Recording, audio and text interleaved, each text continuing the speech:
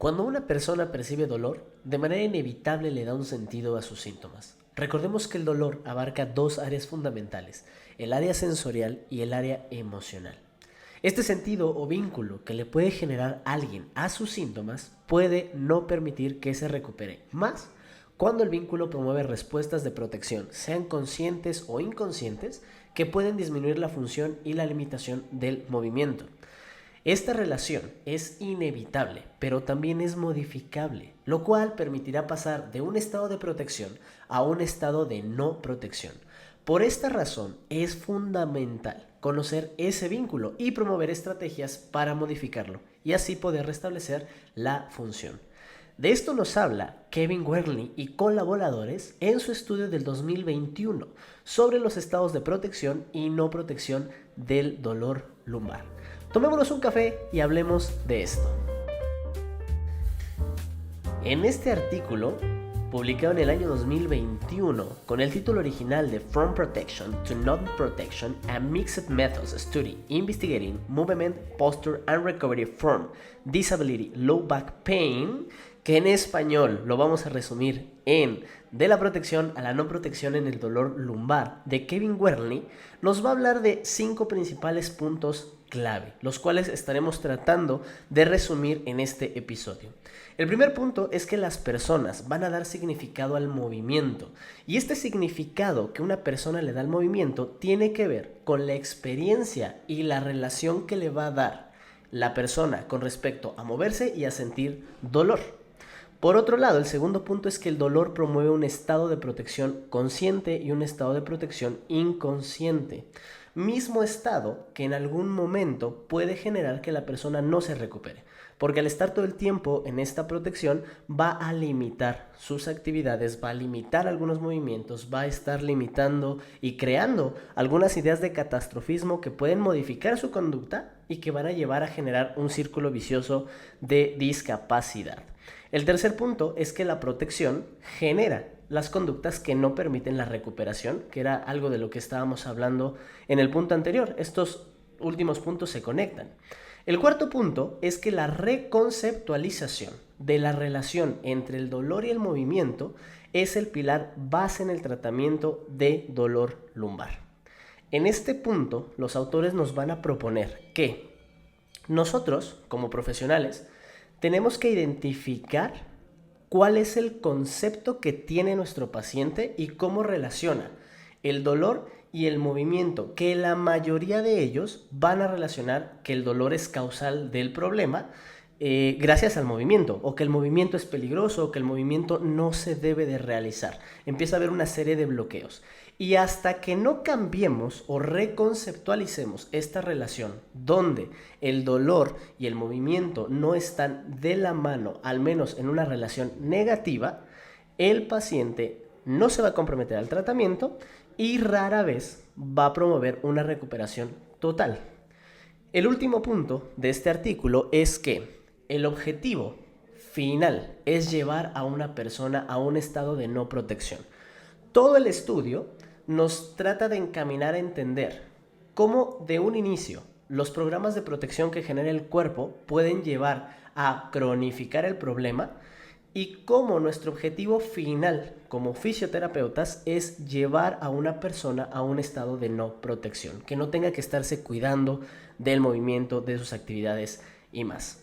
Entendamos todo esto punto a punto. Recordemos en primer lugar que el dolor lumbar es la condición más incapacitante a nivel mundial, la misma que está vinculada a gran medida por factores psicosociales, lo cual aumenta el riesgo de cronificación. Este punto es importante. El dolor lumbar es la condición incapacitante más grande a nivel mundial y está demostrado que hoy en día el manejo o el factor psicosocial es lo que aumenta el riesgo de cronificación, y esto se debe gracias a que promueve la creencia base de que el dolor está relacionado con un daño o problema grave. Esta creencia, cabe destacar que es la creencia que se genera por sí mismo el paciente a consecuencia de el contexto, la sociedad, la información o la desinformación a la que tiene acceso, donde al final llega a la conclusión de que su dolor está relacionado con un daño y problema grave. Esta condición tiende a generar movimientos limitados. De manera natural, cuando alguien siente dolor lumbar, empieza a limitar sus movimientos, empiezan a ser lentos y con algunas percepciones de inconfort por parte de quien padece el cuadro clínico, lo cual va a generar que de manera más fácil una persona con dolor lumbar vincule el movimiento como un generador del problema y entre en un estado de protección, el cual, a decir del autor, es quizá la base de la recuperación o de la no recuperación de estos cuadros clínicos. Un estado de protección lo vamos a entender como aquellas respuestas del organismo y conductas de la persona que van a ponerse en marcha con el objetivo de evitar un daño en el sistema. Estos estados de protección pueden ser conscientes o inconscientes.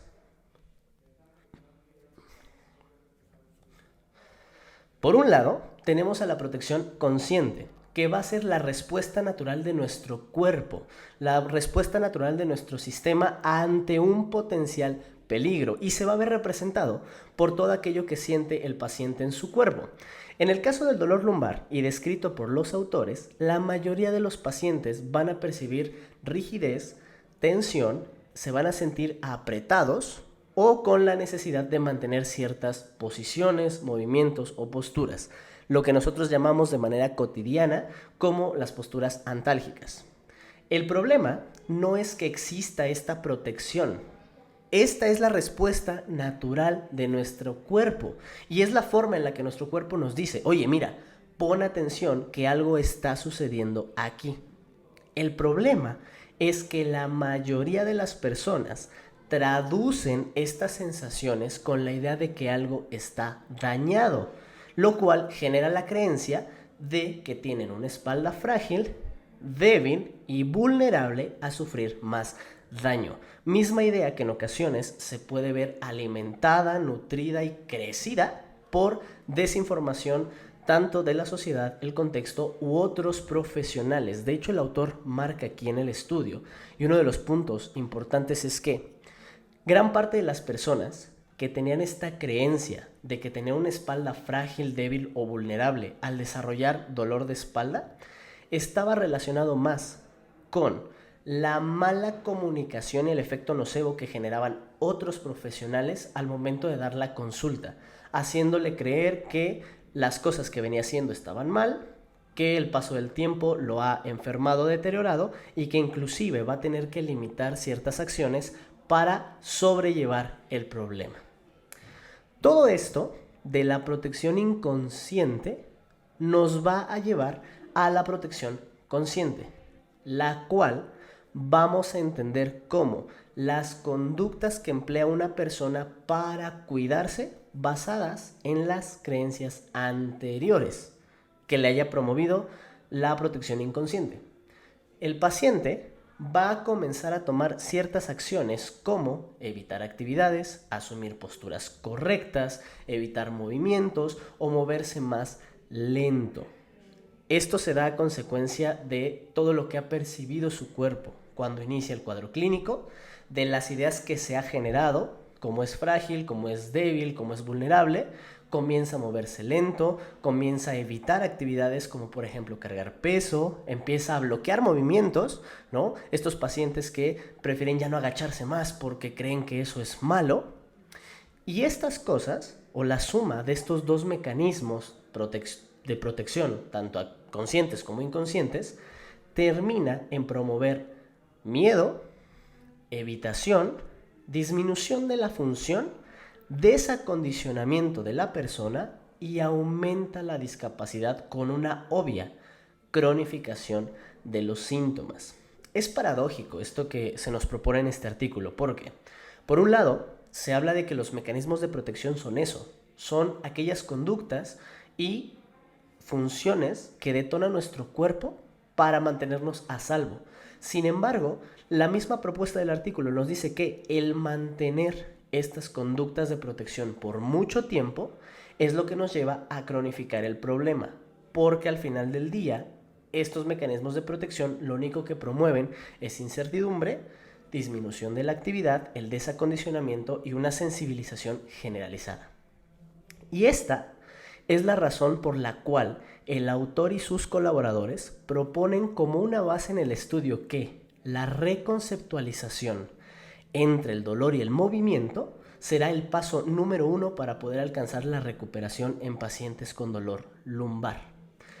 Esto porque va a promover la desprotección del paciente y le va a permitir mejorar su condición al ganar seguridad, locus de control y certidumbre sobre su condición. Esto es un concepto poderosísimo a entender.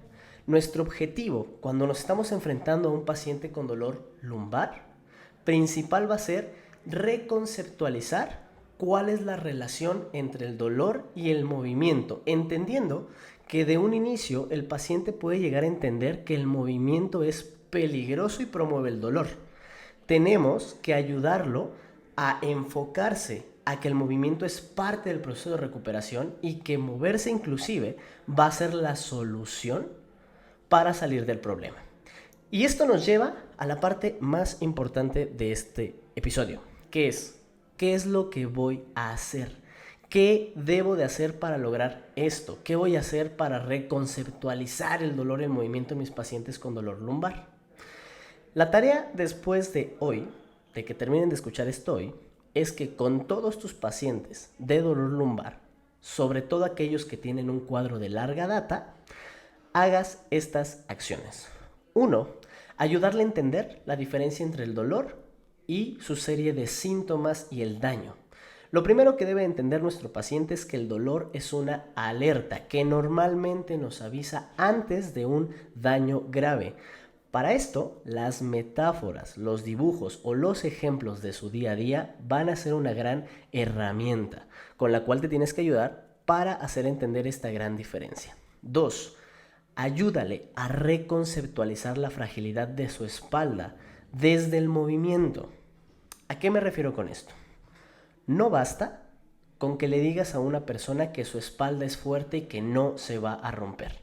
Es necesario que lo comprenda desde el resultado, que se dé cuenta que en efecto no va a romperse. ¿Y cómo vamos a lograr esto? Bueno, para lograr este punto tenemos el afrontamiento progresivo al movimiento, la carga progresiva y el autor nos propone modificar la respiración de manera consciente mientras el paciente realiza aquellos movimientos que consideraba peligrosos o le detonan los síntomas.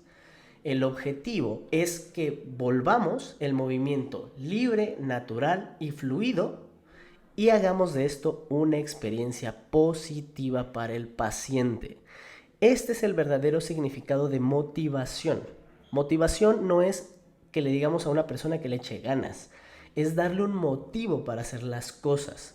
Entonces, cuando se trata de cambiar este pensamiento de que son frágiles los pacientes, la idea no es decirle no eres frágil, la idea es encontrar actividades donde se den cuenta a través de la experiencia que en efecto eso no les va a pasar. Y para eso tenemos todas las herramientas que ya les mencioné anteriormente. Por último, lo que tenemos que hacer es brindar herramientas de autocuidado. La idea es volver autosuficiente a tu paciente para controlar sus síntomas y seguir avanzando.